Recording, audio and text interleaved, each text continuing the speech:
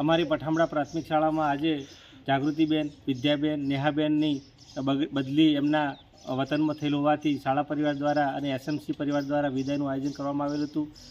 આ બહેનોએ એટલી નિષ્ઠાથી, ખંતથી, મહેનતથી કામ કર્યું છે કે એમને પોતાને સારી જગ્યા મળી હોવા છતાં પણ બદલીની જગ્યાએ હાજર થવા માટે એ રાજી નહોતા અને જ્યારે છેલ્લો ક્ષણ હતો ત્યારે એમણે એમના સ્ટાફ રૂમમાંથી પણ તેઓ બહાર નીકળવા માટે અમારે મથામણ કરવી પડી અને તેઓ બહાર નીકળવા માટે પછી મોડ નીકળ્યા અને શાળા પરિવાર અને અમે ગામ લોકોએ એમને જે વિદાય આપી છે ક્યારેય અમે ભૂલી શકીએ એમ નથી અને બહેનોએ જે કામ કર્યું છે એ કામની અમે ક્યારેય ખોટ પૂરી કરી શકીએ એમ નથી। એટલે આવી બહેનો દરેકને મળે એ જ અમારી ખૂબ ખૂબ પ્રાર્થના છે। કાલે અમારી સ્કૂલમાં વિદાય કાર્યક્રમ હતો, તેમાં અમારી 3 બહેનો ગઈ હતી। તેમાં સૌથી મોટા નેહાબેન હતા અને તેમનાથી નાના વિદ્યાબેન અને તેનાથી નાના જાગૃતિબેન હતા।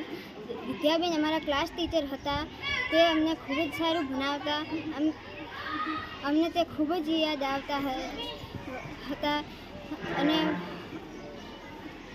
તે અમને ખૂબ જ નેહાબેન અમારે અંગ્રેજી વિષય રહેતા અને વિદ્યાબેન અમારું ગુજરાતી અને સામાજિક વિજ્ઞાન રહેતા। તે અમને ખૂબ જ યાદ આવે છે। અમે કાલે ખાવા પણ નહોતું કાઢું કારણ કે તે અમને ખૂબ જ યાદ આવે અને કાલ રાતે હું ખૂબ જ રોઈ હતી। ગઈકાલે પઠામડા પ્રાથમિક શાળાની 3 શિક્ષિકાઓની બદલી થઈ છે। એનો વિદાય સંભાળ રાખવામાં આવ્યો હતો અને વિદાય વેળાએ એવા દ્રશ્યો સર્જાયા કે ખરેખર આવું ક્યારે મેં વિચાર્યું ન હોય। અમારા બાળકો વધારે આંસુ રડતા હતા, ક્યાંક વાલીઓની આંખોમાં આંસુ હતા તો ક્યાંક શાળા પરિવારના શિક્ષકોની આંખોમાં આંસુ હતા।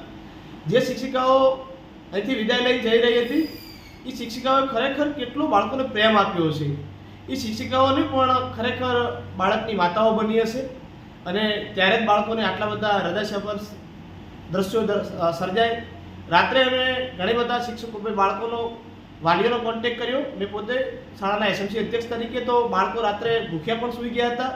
આજે શાળાની સવારે મુલાકાત લેતા કેટલાક બાળકો બિલકુલ નિરાશાજનક જોવા મળ્યા હતા। મેં બાળકોને આશ્વાસન પણ આપ્યું છે કે આપણે નવા શિક્ષકો આવશે અને સરકારે જે કંઈ નીતિ નિયમો હોય એ પ્રમાણે એમની બદલી થઈ છે।